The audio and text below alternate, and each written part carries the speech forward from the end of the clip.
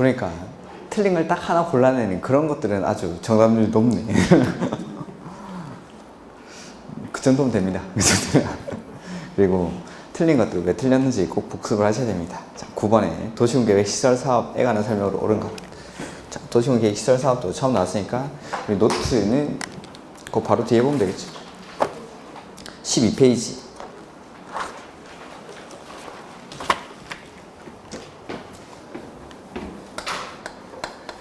도시, 군, 계획사.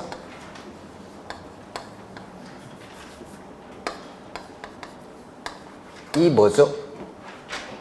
도시군 계획사업이 뭐죠? 시설사업, 개발사업, 정비사업. 시설사업, 개발사업, 정비사업. 그 중에서 우리 시설사업. 자, 시설사업 역시 도시군 계획사업이니까 사업할 때 맨 처음에 뭐 하죠? 계획 만들어야죠, 계획. 그래서 시설사업 할 때 맨 처음에 만드는 계획이 단계별 집행계획을 수립을 하고 그 다음에 시행자를 정하죠. 그 다음에 시행자가 정해지고 나면 시행자가 실시계획을 작성을 하고 실시계획은 시행자가 만들었으니까 이거 인가받고 고시하고 그 다음에 인가받은 대로 사업을 실시를 하죠. 그 다음에 공사가 완료가 되고 나면 마지막에 준공검사를 받습니다. 이렇게. 자, 단계별 집행계획은 도시군 계획시설에 대한 관리계획 결정고시로부터 원칙 얼마 안에 수립하죠? 3개월 안에 수립하는 게 원칙인데 다른 법률에서 관리계획 결정이 의제될 때는 2년 안에 수립할 수가 있다. 그 다음에 단계별 집행계획은 단계별로 사업을 집행하는 계획이니까 1단계 그 다음에 2단계 이렇게 구분해서 만드는 계획이죠. 그래서 1단계는 얼마 안에? 3년 이내. 그 다음에 2단계는 3년 이후에 수립하는 계획으로서 시행하는 사업으로 구분해서 만드는 연차별 계획으로 이 단계별 집행계획 안에 포함되어야 되는 건 재원, 조달 계획이랑 보상에 관한 계획 이러한 것들이 포함되어야 됩니다. 돈 관련된 것들. 그 다음에 시행자. 자, 원칙적인 도시군 계획 시설 사업의 시행자는 관리계획의 입안권자. 그래서 원칙은 특, 광, 시, 군이 자기 관할구역의 사업을 시행하는 게 원칙. 특, 광, 시, 군이. 그래서 자, 도시군 계획시설에 대한 관리계획 결정고시로부터 10년 안에 사업이 시행되지 않고 지목이 대인 토지 소유자들은 매수 청구할 수 있죠. 원칙 누구한테? 특, 광, 시, 군. 이 사람 시행자. 사업 안 하니까 사가. 이 사람이 시행자니까 특광시군한테 매수 청구하는 이유가 이 사람이 원칙적인 시행자니까. 근데 시행자가 특광시군 말고 다른 사람이 정해져 있으면 그 사람한테. 그러니까 시행자가 사업을 안 했으니까 그 사람한테 사달라고 하는 겁니다. 이렇게. 그래서 원칙은 특, 광, 시, 군인데 도시군 계획 시설 사업을 시행하는 지역이 둘 이상의 관할구역에 걸쳐 있을 때 N은 어떻게 할까요? 협의해서 공동으로 하거나 협의해서 공동으로 시행자를 정합니다. 근데 협의가 성립하지 않죠. 그럴 때는 국장이나 도지사가 시행자를 지정할 수 있고 그 다음에 국장이나 도지사가 직접 사업을 할 수도 있습니다. 국장이나 도지사가. 그래서 국가계획과 관련됐거나 특히 필요하다고 인정할 때는 국장이, 그 다음에 광역도시계획과 관련됐거나 특히 필요하다고 인정할 때는 도지사가 직접 사업을 할 수가 있다라는 거. 그 다음에 이런 사람들이 원칙적인 입안권자, 행정청이 시행자가 되는 게 원칙인데 예외적으로 비행정청도 사업의 시행자가 될 수가 있죠. 그리고 이 비행정청이 시행자일 때는 그냥은 안 되고 행정청으로부터 지정을 받아서 그 다음에 이 지정을 받을 때는 민간의 경우에는 동의를 받아야지. 그 동의 요건이 면적 3분의 2 이상이랑 면적 3분의 2 이상을 소유하고 그 다음에 소유자 총수 2분의 1 이상의 동의를 받아야 시행자가 지정받을 수 있다라는 거. 그럼 지방공사는 행정청입니까? 비행정청입니까? 행정청은 국가나 지자체만 행정청. 그러면 지방공사, 한국토지주택공사 이런 사람들은 비행정청. 행정청이라는 건 방금 입안권자, 행정청, 국가 지자체만. 그러니까 특, 광, 시, 군, 국장, 도지사 이런 사람들만 행정청이고 뭐 지방공사, 지방공단, 한국토지주택공사 이런 사람들은 싹 다 비행정청이지만 공공이니까 동의를 안 받는다는 거죠. 공공이니까. 그러니까 지정은 받아야 되는데 동의는 받을 필요가 없다는 거. 이렇게. 그래서 여기 행정청이라는 건 국가 지자체만 행정청입니다. 국가 지자체만 행정청. 공공이랑 행정청을 구분을 하셔야죠. 공공은 성격이 공공인 거. 뭐 그러니까 공사나 공단 이런 것들도 다 포함이 되는 건데 행정청이라는 건 국가나 지자체만 행정청입니다. 이렇게. 그 다음에 시행자가 지정되고 나면 이 시행자가 실시계획을 작성하는데 시행자 이런 사람들. 그 다음에 단계별 집행계획 이건 누가 만들죠? 시행자가. 사업을 하는 사람이 요거는 3년 안에 하자, 요거는 3년 이후에 하자라는 걸 가장 잘 아니까 시행자가. 그래서 시행자 원칙 누구죠? 입안권자가 단계별 집행계획을 수립합니다. 그러니까 특, 광, 시, 군이 단계별 집행계획을 수립하는 게 원칙인데 예외적으로 국장이나 도지사가 직접 관리계획을 입안했을 때는 직접 단계별 집행계획을 수립할 수가 있다라는 거. 이렇게 관리계획의 입안권자. 이렇게. 그 다음에 실시계획 작성해서 인가를 받는데 인가는 원칙 시, 도, 대도시가 인가하는데 국장이 지정한 시행자는 국장에게 인가를 받습니다. 국장이 지정한 시행자는 국장에게. 나머지는 시, 도, 대도시가 인가를 합니다. 그러니까 입안권자가 했으니까 그 위에서 인가는 결정권자가 해주는 겁니다. 결정권자가. 관리기 결정권자가. 그 다음에 실시할 때 이 사람들은 기반시설을 설치하는 사람이니까 혜택을 주죠.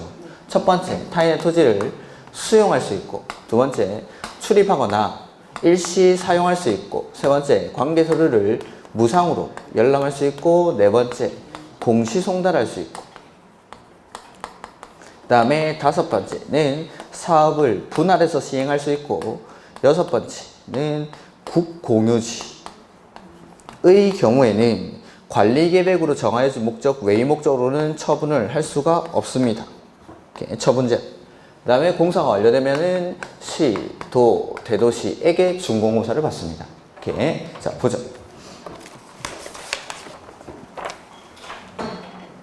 옳은 것. 특별시장, 광역시장, 시장 군수는 도시군 계획시설에 대해서 도시군 계획시설 결정을 고실로부터 얼마 안에 단계별 집행계획을 수립합니까? 3개월이에요. 3개월. 단계별 집행계획은 도시군 계획시설에 대한 관리계획 결정 고실로부터 3개월 안에 재원조달계획이랑 보상계획 등을 포함해서 그 다음에 2번 도시군 계획시설 사업이 둘 이상의 관할구역에 걸쳐 시행될 때는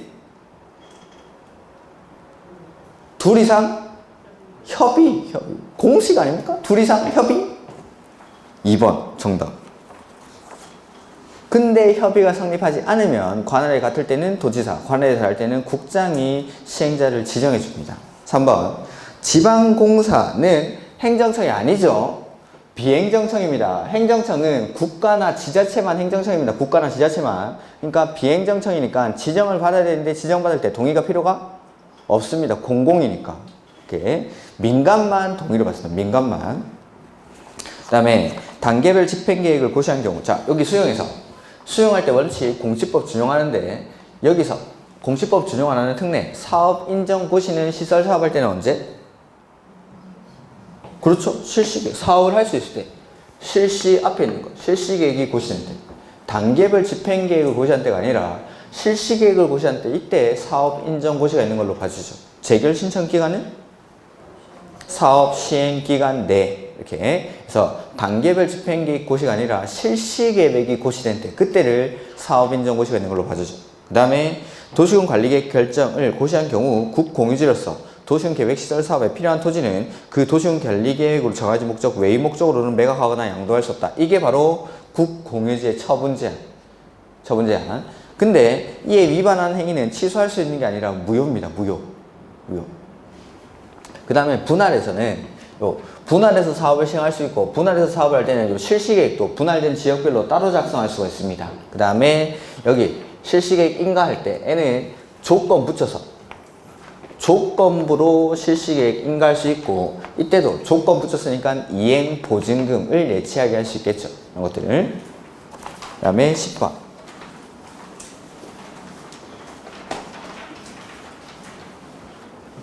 옳은 것. 칠학지구에는 지구단위 계획구역을 지정할 수 없다.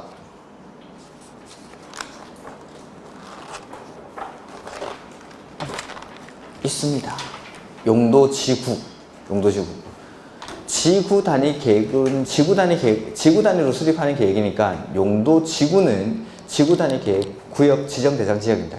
용도 지구가 한번 보여드릴게요.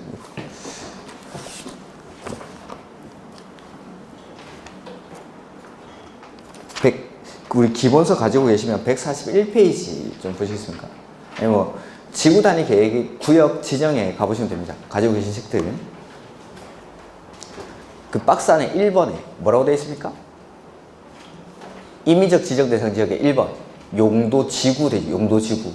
그러니까 기존의 용도 지구에서의 행위 제한 등을 지구 단위 계획으로 대체하기 위해서 지구 단위 계획 구역을 지정할 수 있으니까 용도 지구는 지구 단위 계획 구역으로 지정할 수가 있습니다. 용도 지구는. 그 다음에 2번에 뭐 각종 규정들이 나오는데 지구 계획관리 지역에 지정되는 지구 단위 계획 구역에 대해서는 해당 지역에 적용되는 건폐율은 얼마까지? 150%, 용적률은 200% 이내에서 완화하여 적용할 수 있다. 2번 맞죠? 이거 틀리신 분 있습니까? 볼까요? 대답이 없어요.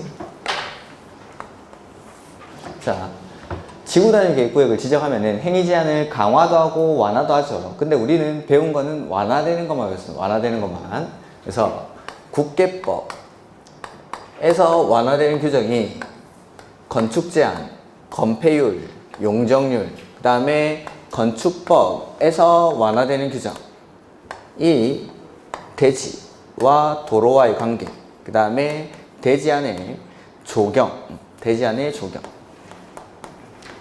다음에 건축물의 높이 제한, 그 다음에 일조 등의 확보를 위한 높이 제한, 그 다음에 공개공지, 그 다음에 주차장법에 따른 부설주차장 설치 기준, 이러한 것들이 완화가 됩니다. 이런 규정들이. 그 다음에 이 완화되는 규정을 도시지역, 비도시지역 이렇게 구분해서 국계법에서 완화되는 규정은 둘 다 도시지역에서 비도시지역에서 건축제한 완화되고 건폐율은 얼마까지? 150%까지, 용적률은 200%까지, 비도시지역에서도 똑같이 완화가 됩니다. 즉 2번 지문에 계획관리지역에 지정된 지구단위 계획구역이면은 비도시지역에 지정됐다 이 말이죠. 여기서도 건폐율이랑 용적률을 150%, 200%까지 완화해 줍니다. 그 다음에 높이는 얼마까지? 120%까지, 도시지역에서만. 주차장 설치 기준은 100%까지, 역시 도시지역에서만. 그래서 건축법에서 완화되는 규정을 돼지 2마리가 높이 올라가서 어디서 논다고 했죠? 공개공지에서. 네. 이런 규정들을 완화받을 수 있다. 그래서 비도시 지역에서도 건폐율은 150%, 용적률은 200%까지. 그 다음에 3번 지구단위 계획으로 제2종 일반 주거지역을 근린상업지역으로 변경할 수 없다라고 했죠. 지구단위 계획의 내용의 1번이 용도지역이나 용도지구를 대통령령이 정하는 범위 안에서 세분하거나 변경하는 것. 근데 그 대통령령으로 정하는 범위 안에서 변경을 해야 되니까 주거지역은 주거지역 안에서, 상업지역은 상업지역 안에서 바뀌는 게 원칙이라고 했죠. 그래서 주거지역이 상업지역으로 바꾸고 상업지역이 공업지역으로 바뀌고 이런 건 안 됩니다. 용도지역이나 용도지구를 대통령령이 정하는 범위 안에서 변경하는 것, 이런 것들이 가능하죠. 그 다음에 지구단위 계획구역에서 건물을 건축하려면 뭐에 맞춰서 하죠? 지구단위 계획에 맞게 해야죠. 지구단위 계획구역에서는 건물을 건축할 때 지구단위 계획에 맞게 건축을 합니다. 지구단위 계획에 맞게. 일단 봐야 돼요.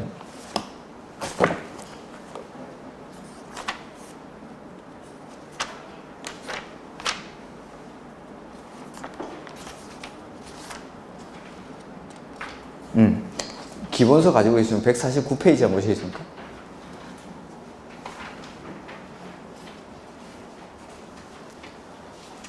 (149페이지에) 맨 밑에 밑줄도 더 있을 텐데, 지구단위 계획구역에서 건축물의 건축 또는 용도 변경하거나 공작물을 설치하면 그 지구단위 계획에 맞게, 해당 용도지역의 건축 제한에 맞게 하는 게 아니라 지구단위 계획에 맞게 해야 됩니다. 이렇게 지구단위 계획구역에서는 규제를 지구단위 계획으로 하고, 입지규제 최소구역에서는 규제를 입지규제 최소구역 계획으로 합니다.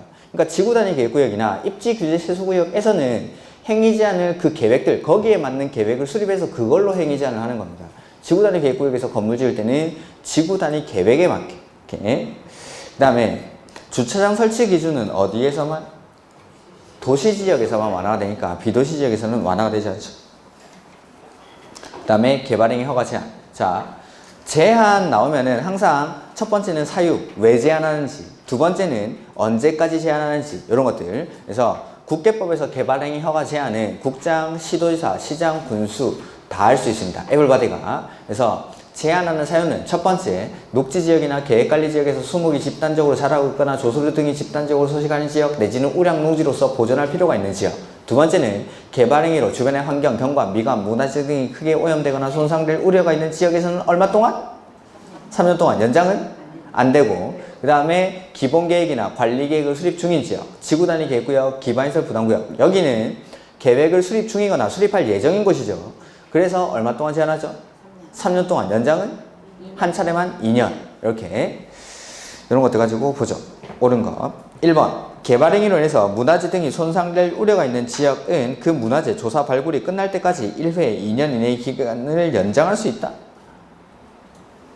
개발행위로 해서 주변의 자연환경, 경관, 미관, 문화재 등이 크게 오염되거나 손상될 우려가 있는 지역은 얼마 동안? 3년. 연장은 안 됩니다. 안 됩니다. 그냥 연장이 안 되는 겁니다. 여기는. 그 다음에 2번. 기반시설 부담구역으로 지정된 지역은 3년 동안 제한하고 연장이 됩니까? 네. 연장이 되니까 최장 5년 동안. 5년 동안. 그 다음에 지구단위 계획구역으로 지정된 지역은 중앙도시계획이나 지방도시계획위원회 심의를 거치지 아니하고 한 차례 2년 이내의 기간 동안 개발행위 제한을 연장할 수 있다. 3번이 맞죠? 처음에 3년 제한할 때는 심의를 거쳐서 제한하는데 연장할 때는 심의를 거치지 않고 연장을 하죠. 오케이. 그 다음에 4번. 개발행위를 제한하는 경우 국장은 관계 중앙행정기관장과 협의하는 게 아니라 제한할 때는 뭐 거쳐서? 심의. 처음에 3년 제한할 때는 제가 심의를 거쳐서 제한합니다. 심의. 협의해서 제한하는 게 아니라 심의를 거쳐서 제한합니다. 연장할 때는 심의를 거치지 않고, 이렇게 처음에 제한할 때는 심의를 거쳐서. 그 다음에 개발행위 허가 제한 지역 등을 고시한 국장, 시도지사, 시장, 군수는 해당 지역에서 개발행위 제한하는 사유가 없어진 경우에는 제한 기간이 끝난 후가 아니라 끝나기 전이라도 지체 없이. 끝나기 전이라도 지체 없이. 자, 개발행위 허가 제한이라는 건 원래는 허가받을 수 있는데 이러한 사유가 있기 때문에 제한을 해놓은 거죠. 그러니까 사유가 없어지면 제한 기간이 끝날 때까지 기다렸다 해제하는 게 아니라 끝나기 전이라도 지체 없이 해제를 해줘야 됩니다. 이렇게. 그 다음에 12번. 기반시설 부담구역은 저번 주에 필기를 했으니까 그냥 한번 해보죠. 옳은 거. 이 법 또는 다른 법령에 따라 지정된 용도지역 등이 변경되거나 행위 제한이 강화되는 지역은 기반시설 부담구역으로 지정해야 한다?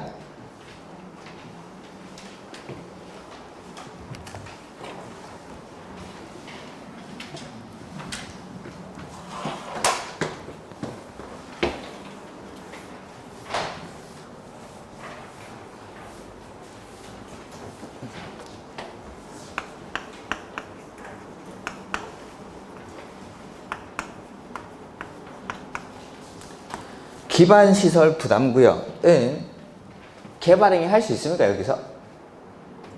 개발행위 하죠. 개발행위를 하고 그로 인해서 부족해진 기반시설 설치가 가능합니까? 곤란합니까? 가능하죠. 가능하니까 기반시설 설치할 수 있으니까 백화점 지어 라고 하는 거죠. 개발행위 해. 대신에 이 부족해진 기반시설을 개발행위를 하는 사람한테 부담시키겠다라는 겁니다. 그러면 기반시설 부담구역으로 지정이 되려면 이 지역은 개발행위를 할 수 있는 지역이어야 됩니다. 그러면 행위 제한이 강화돼야 됩니까? 완화돼야 됩니까? 완화. 강화가 아니라 완화. 그래서 기반시설 부담구역 지정 대상 지역은 제가 해제, 완화, 개발행위 허가 건수, 인구 증가율 이런 것들이 나온다고 했죠. 해제, 완화, 개발행위 허가 건수, 즉 다른 말로 하면 개발이 시작되는 곳들입니다. 개발이 시작되는 곳들.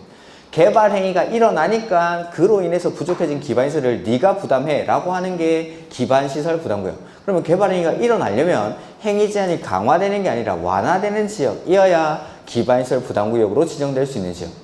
행위 제한이 해제되거나 완화되는 지역. 그 다음에 개발 행위 허가 건수, 인구 증가율. 숫자는 20%. 이렇게. 그 다음에 기반시설 부담구역에서 기반시설 설치 비용의 부과대상 행위는 모든 개발행위가 아니라 200제곱미터를 초과하는 신축, 증축 그것만. 그래서 기반시설 부담구역에서 개발행위를 하려는 자는 기반시설 설치 비용을 부담해야 한다. 이런 식으로 기출문제가 나온 적이 있습니다. 기반시설 부담구역 안에서 개발행위 하는 사람은 기반시설 설치 비용을 납부를 해야 됩니까? 아니죠. 지금 방금 말씀드린 건 모든 개발행위가 다 돈 낸다 이 말인데, 모든 개발행위가 아니라 요것만 200제곱미터를 초과하는 신축, 증축만. 그러니까 기반시설 부담구역 안에서 개발행위 하는 사람 무조건 돈 내는 거 아니죠. 200제곱미터를 초과하는 신축, 증축에 대해서만 설치 비용을 부과를 하는데, 다만 기존 건축물을 철거하고 신축하는 경우에는 기존 건축물의 연면적을 제외하고 기존 건축물 연면적을 초과하는 부분에 대해서만 기반시설 설치 비용을 부과를 합니다. 기존에 건물이 이렇게 있었는데 이걸 철거하고 신축을 하면서 이거보다 더 크게 짓는 거죠. 그러면은 기존에 있던 이 부분은 새롭게 기반시설을 유발하는 게 아닙니다. 원래 있던 거니까. 그래서 기존 건축물을 철거하고 신축할 때는 기존 건축물의 연면적을 초과하는 요거에 대해서만 기반시설 설치 비용을 부과를 하는 겁니다. 이거는 새롭게 기반시설을 유발하는 게 아니니까 원래 있던 거니까. 이렇게. 3번. 납부 의무자는 국가 또는 지자체로부터 건축 허가를 받은 날부터 2개월 이내에 기반시설 설치 비용을 납부해야 한다. 납부는 사용 승인 신청 시까지 부과하는 게 허가받은 날로부터 2개월입니다.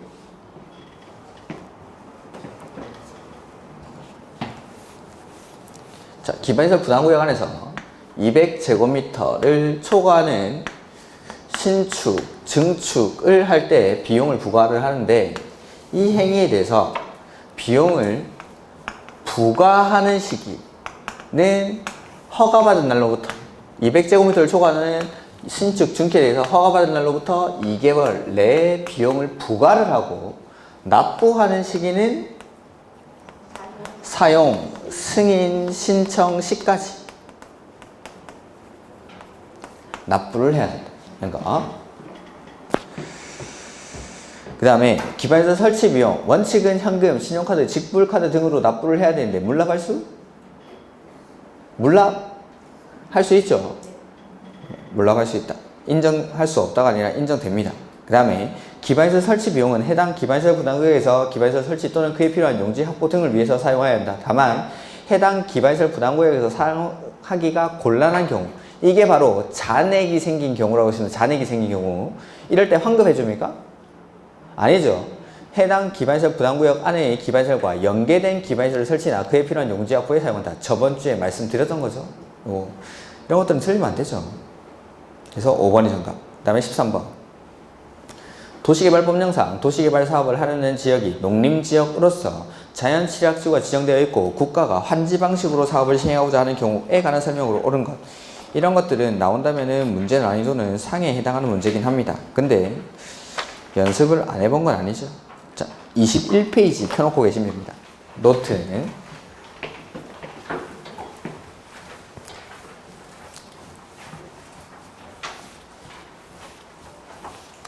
도시개발구역 지정이랑 뭐 개발계획서부터 해가지고 거의 종합 문제라고 보시면 되는데,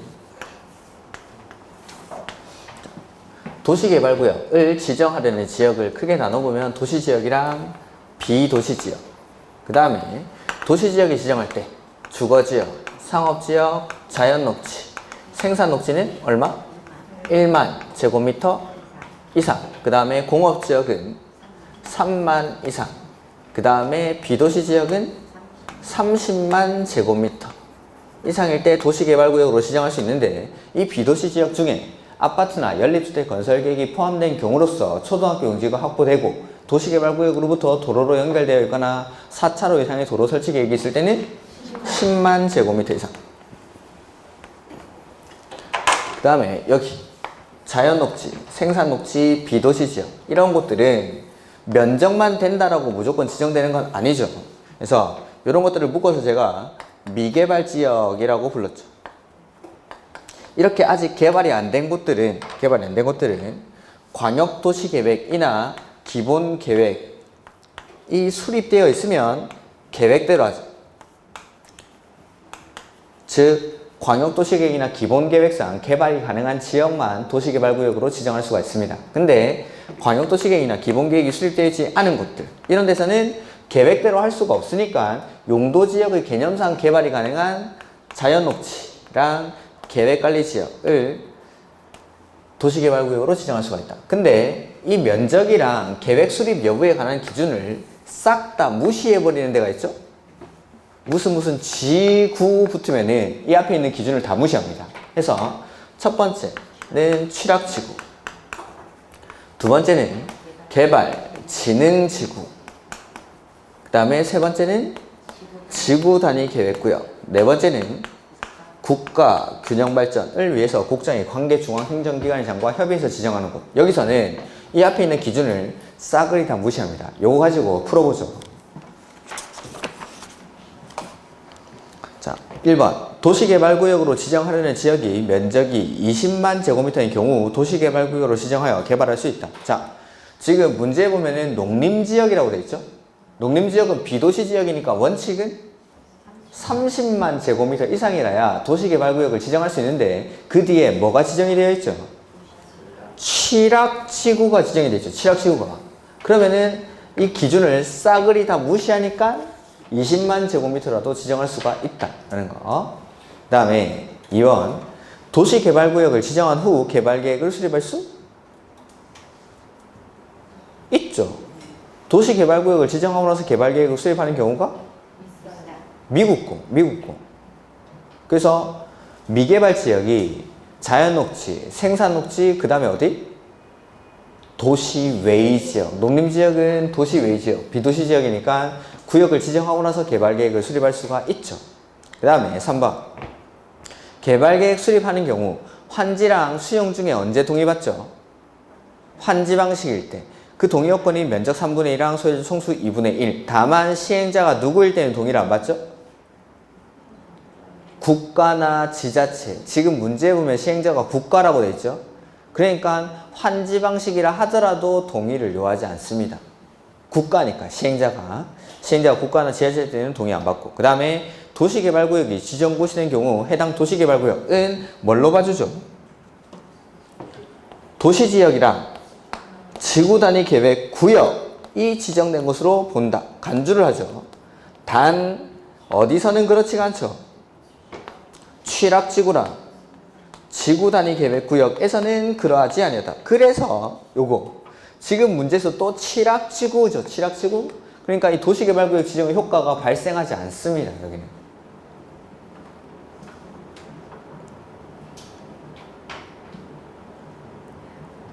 그 다음에 도시군 기본계획이 수립되지 않은 경우 도시개발구역으로 지정할 수 없다. 자, 원래 이런 비도시지역은 광역도시계획이나 기본계획이 수립되어 있을 때는 계획대로, 계획이 없으면 자연녹지랑 계획관리지역만 지정이 되니까 계획이 수립이 안 돼 있으면 농림지역은 원래 도시개발구역으로 지정할 수가 없죠. 근데 여기 또 취락지구에서는 면적뿐만 아니라 계획 수립 여부에 관한 기준도 적용하지 않습니다. 그러니까 계획이 있든 말든 여기는 취락지구니까 그냥 도시개발구역으로 지정하면 됩니다. 면적도 필요 없고 계획도 필요 없고 그냥 지정하는 겁니다. 이렇게. 그래서 정답은 1번. 이렇게. 그 다음에 14번 도시개발구역 지정에 관한 설명으로 옳은 것. 지정권자는 도시개발 사업의 효율적 추진을 위해서 경관보호 등을 위해 필요하다고 인정하는 경우 도시개발구역을 둘 이상의 사업 시행지구로 분할해서 지정할 수가 있죠. 분할할 수 있고 결합할 수 있다고 했는데 분할할 때 얼마? 1만. 결합할 때? 1만. 해서 분할되고 나면 각 사업 시행지구의 면적은 요거. 최소 단위가 1만이니까 도시개발구역의 최소 단위가 1만이니까 분할되고 나서 분할된 후 각각의 면적이 1만 제곱미터 이상입니다. 1번이 정답. 2번 도시개발구역에서 대수선 또는 용도 변경을 하려는 자는 특광시군한테 허가받습니다. 특광시군. 자, 개발행위 허가가 총 3군데 나옵니다. 국계법에서 개발행위 허가, 그 다음에 도시개발구역에서 개발행위 허가, 정비구역에서 개발행위 허가. 그래서 국계법이랑 도시개발구역에서는 특광시군한테 허가를 받고 그 다음에 정비구역에서는 시장, 군수 등에게 허가받습니다. 그래서 여기서도 지정권자가 아니라 특광시군에게 허가받는다. 그리고 국계법에는 그냥 건축물의 건축이라고만 돼 있는데 도시개발구역에 오면 건축물의 건축뿐만 아니라 대수선 용도 변경까지도 허가사항. 근데 정비구역에 가면 하나 빠져야 되죠. 대수선이 빠지죠. 정비구역에서는 대수선은 허가사항이 아니죠. 그 다음에 3번 도시개발구역에서 재해복구, 재난수습을 위한 응급조치는 허가받습니까? 안 받습니까? 안 받죠. 다만 얼마 안에? 신고도 필요가 없다라고 했죠. 신고도. 도시개발구역이나 정비구역에서는 응급조치할 때 허가 안 받는 건 똑같은데 신고조차도 안 합니다. 신고조차도. 그 다음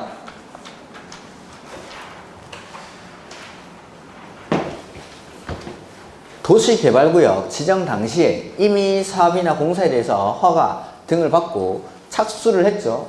그 사업 계속하려면 어떻게 해야 되죠?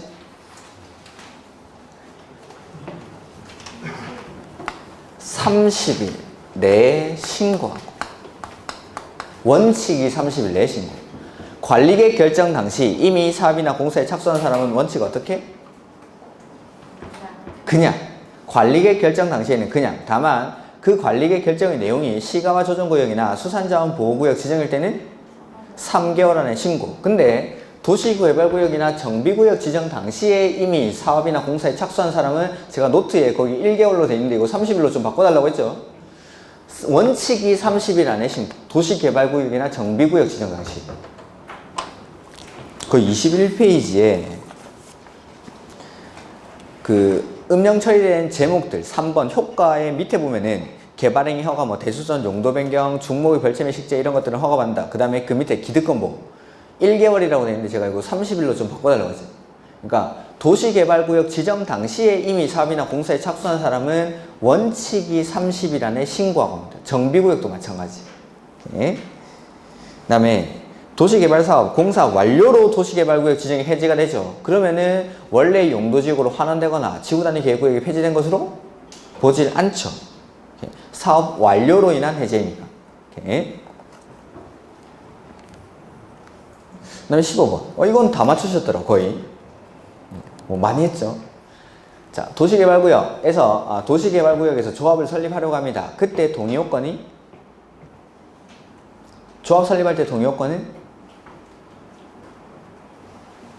저 혼자 하면 됩니까? 면적 3분의 2랑 소유자 총수 2분의 1. 개발법에서 조합 설립할 때 동의요건은 많이 했는데, 면적 3분의 2랑 소유자 총수 2분의 1. 그때 그 동의자 수를 산정하는 방법에서 면적에는 국공유지는 포함하고 동의자 수를 산정할 때 공유할 때는 한 명. 다만 구분 소유할 때는 각각. 그 다음에 공람 공고일 후에 소유자 수가 증가하죠. 그럼 사람 취급 안 하니까 공람 공고일 전의 소유자 수를 기준으로 산정을 해야 되고 증가된 사람은 추가 산입하지 말 것. 그 다음에 동의했다 처리하면 어떻게 하죠? 동의자 수에서 제외. 그 다음에 동의를 했다가 자신의 토지를 을에게 양도를 했습니다. 그러면 을은 동의한 것으로 보죠. 양도인의 의사를 기준으로 하니까. 양수인도 동의한 것으로 보는데 그 양수인은 조합 설립 인가 신청 전까지는 동의를 철회할 수가 있습니다. 오케이. 그래서 거기 5번에 보면 신청한 후에 동의를 철회한 경우는 그러하지 아니라 신청하기 전에 해야 전에.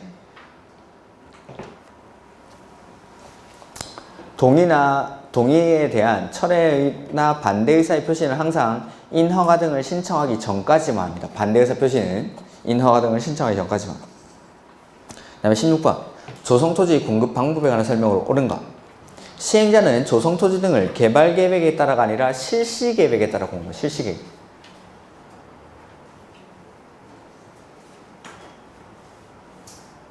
개발계획은 그냥 방향을 제시하는 계획인데 그거에 따라서 막 공급을 해주고 그러진 않습니다. 구체적인 계획인 실시계획에 따라. 이 경우 시행자는 국계법에 따른 기반시설을 원활한 설치를 위해서 필요하면 공급 대상자의 자격을 제한하거나 공급 조건을 부여할 수 있다. 이건 맞습니다. 뒤에 건. 그 다음에 2번.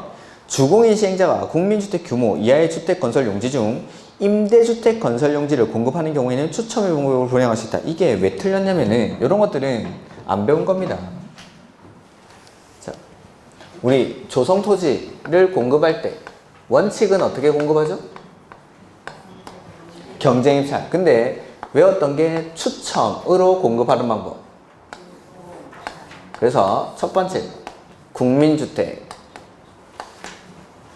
규모 이하의 주택 건설 용지, 그 다음에 공공택지, 그 다음에 330제곱미터 이하의 단독주택 용지, 그 다음에 공장 용지, 이런 것들은 추첨하죠. 근데 요거 다시 한번 읽어보면 한국토지주택공사의 시행자가 국민주택 규모 이하의 주택 건설 용지이죠. 근데 그 중에 밑줄 임대주택 용지. 자, 원래는 국민주택 규모 이하의 주택 건설 용지는 추첨의 방법으로 분양할 수 있는 거 맞습니다. 맞는데 그 중에서 임대주택 용지를 공급할 때는 거기 맨 끝에 분양하여야 한다. 추첨의 방법으로 분양하여야 한다. 그래서 틀렸습니다. 이런 것들은 상당히 어려운 지문입니다. 그냥 넣어놓은 겁니다. 그냥 이렇게.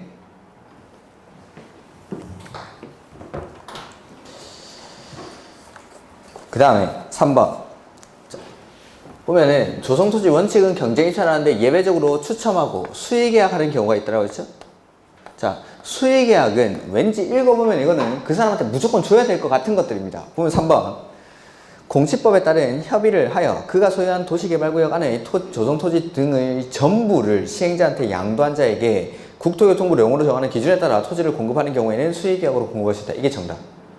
그러니까 자기가 도시개발구역 안에 가지고 있는 토지를 다 시행자한테 준 겁니다. 그런 사람한테는 무조건 땅을 줘야겠죠. 그러니까 이런 것들이 수의계약, 이러한 느낌이라는 걸 보여드리려고 하나 넣어놓은 겁니다. 수의계약. 그러니까 읽어보면은 왠지 이 사람은 받아야 될 것 같은 그런 사람들입니다. 그 다음에 따로 말씀드렸던 게 그 토지상환채권, 그 다음에 경장입찰이나 추첨의 결과 2회 이상 유찰됐을 때는 수의계약합니다. 나머지는 읽어보면 공적 목적이거나 아니면 이 사람 무조건 받아야 되는데 그런 느낌들이 들 겁니다. 이렇게. 그 다음에 4번 시행자는 조성토지 등을 공급하려고 할 때에는 조성토지 등의 공급계획을 작성하라 변경해서 지정권자한테 거기 승인 지우고 제출. 자, 원형지 조성토지 수용 방식에는 나왔던 게 원형지가 있었고 조성토지가 있었죠. 원형지를 공급하려고 할 때는 시행자가 공급 계획을 작성해서 지정권자한테 승인을 받아야 됩니다. 원형지는. 근데 조성토지는 승인을 안 받습니다. 요거 공급 계획을 작성해서 지정권자한테 제출만 하면 됩니다. 제출만. 따로 승인을 받지는 않습니다. 조성토지는. 그 다음에 5번 조성토지 가격은 원칙 감정가. 조성토지 가격은 감정가. 다만 좀 냄새가 나는 것도 있습니다. 공적인 냄새가 나는 거, 학교 냄새 또 많이 나는 거, 폐기물 처리시설 이런 것들은 감정가 이하로 공급할 수 있다. 네. 그 다음에 17번 토지부담률. 그나마 공법에서 공식으로 제일 많이 나오는 게 토지부담률입니다. 토지부담률 구할 때 밑에다가 뭐 넣었죠?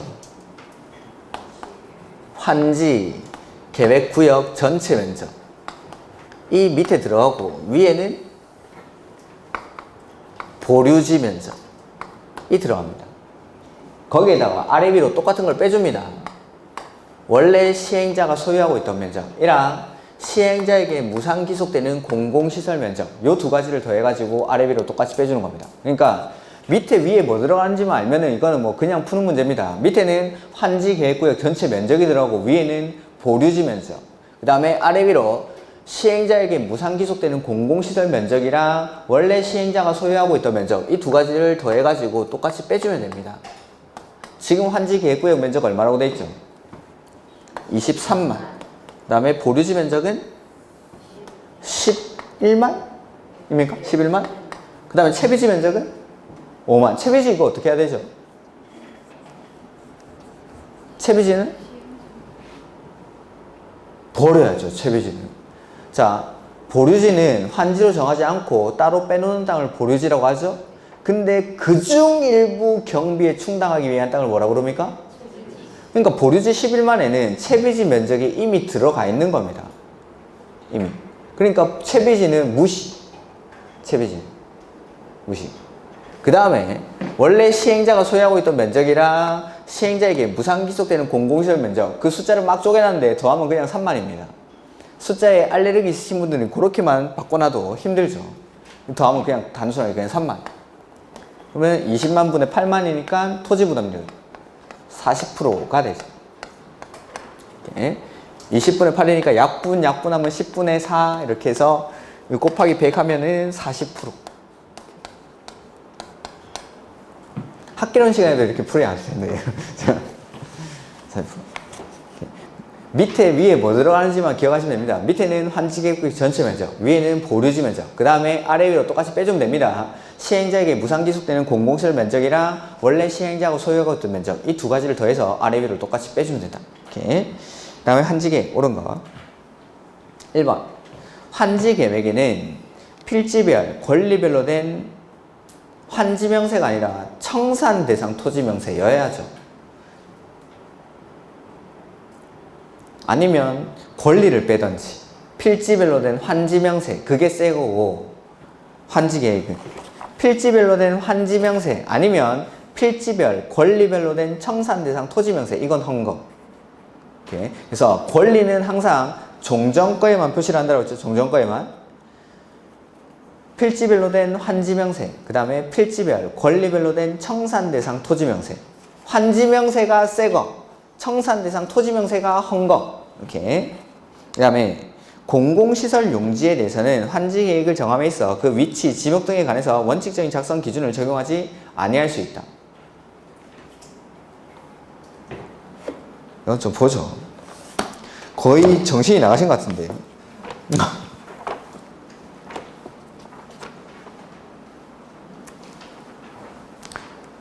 눈만 뜨고 계신 거 아니죠?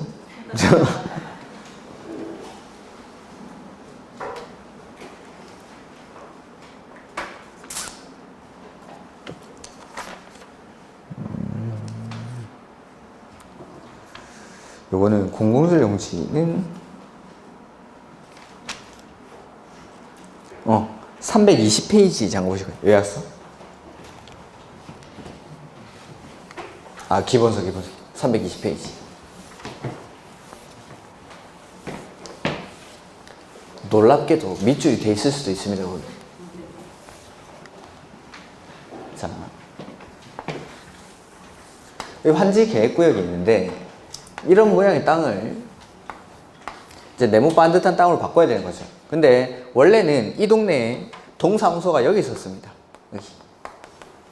근데 환지 방식으로 사업을 하면서 싹 밀어버리고 이제 신도시를 조성을 하는데 여기에다가 아파트를 짓고 여기는 싹 다 공원을 조성을 한 겁니다.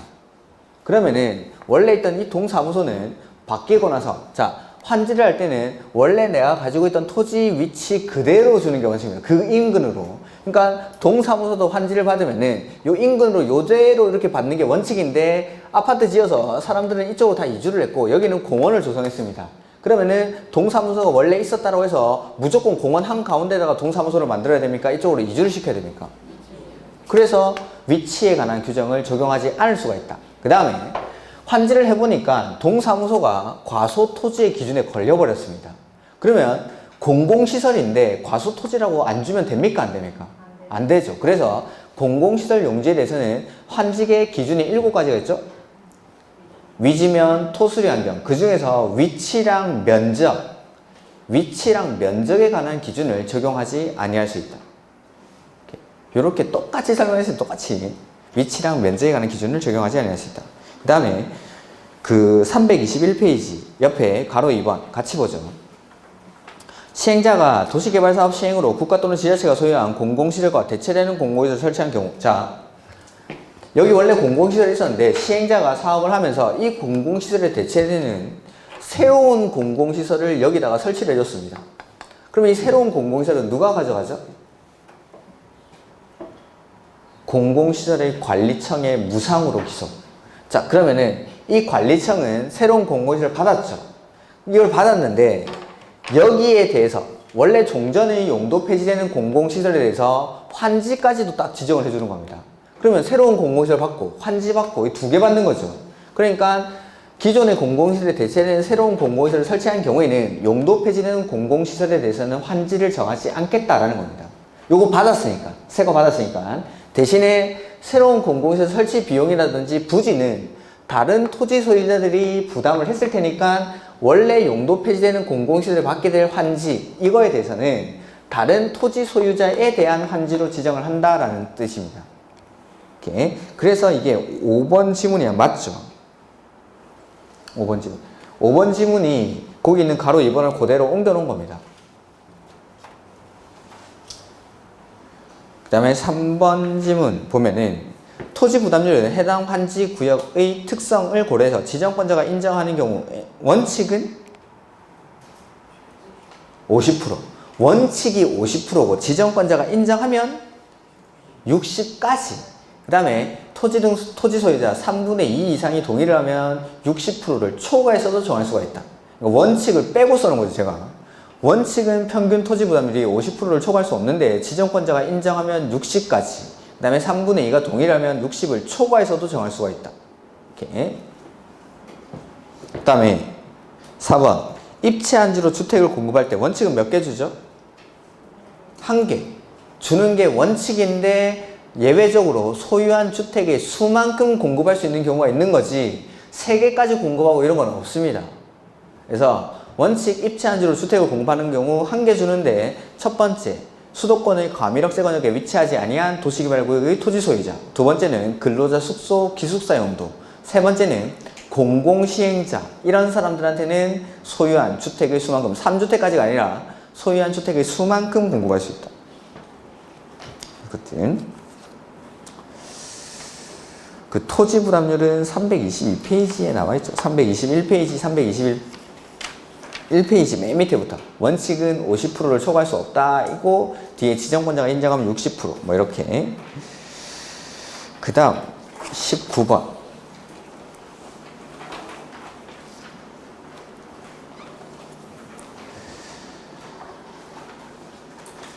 재개발사업 조합 설립을 위한 동의자 수 산정 시 다음에서 산정되는 토지 등 소유자의 수는 이라고 되어 있죠. 자, 재개발사업이나 주거환경 개선사업에서 토지 등 소유자는 누구죠?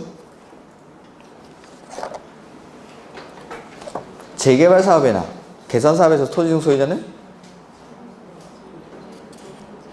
토지 소유자 또는 건축물 소유자 또는 지상권자. 자신감이 많이 상실되셨네. 자신있게 말하시면 되는데 여기서 틀려야죠.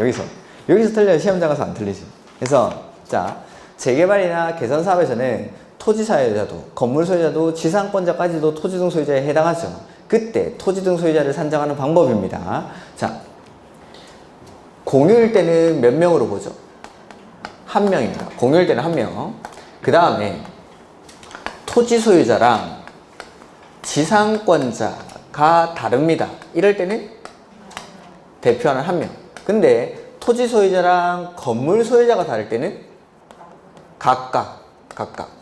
그 다음에 1명이 여러 개를 가지고 있습니다. 그럴 때는 1명.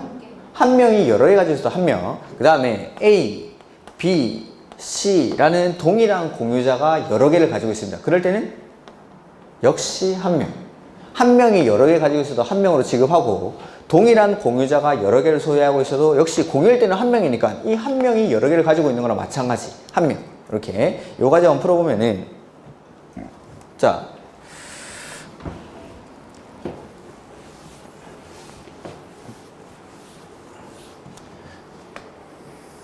토지를 A, B, C 3인이 공유하고 있죠. 이럴 때 토지 소유자는 1명.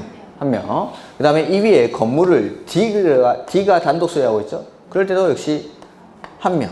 그리고 토지 소유자랑 건물 소유자 다르죠. 그러니까 각각 1명. 첫 번째 점은 2명.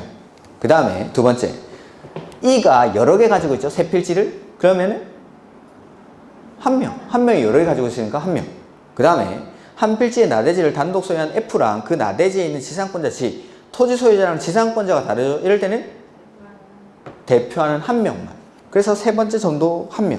그 다음에 HI, J라는 동일한 공유자가 여러 개를 가지고 있죠. 그럴 때는 역시 1명. 그래서 첫 번째 점은 2명이고 나머지는 싹 다 1명.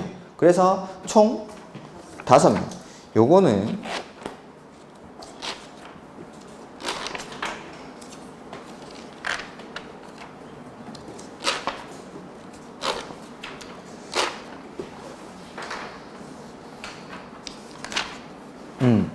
418페이지에 나와 있는 내용입니다. 요약, 기본서에.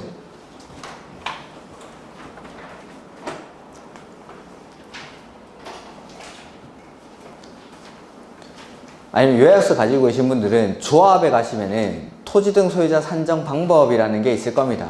조합에. 정비법 조합에 가면 나오는 겁니다. 조합. 그래서 재개발이나 재건축에서 토지 등 소유자를 산정할 때는 거기 나와 있죠? 조문 해가지고 조문. 공유일 때는 한 명이고, 그 다음에 지상권이 설정되어 있으면 대표는 한 명. 근데 토지 소유랑 건물 소유가 다를 때는 각각 뭐 이런 식으로 하는 겁니다. 이렇게. 그 다음에 20번부터는 조금 쉬었다가 보도록 하겠습니다.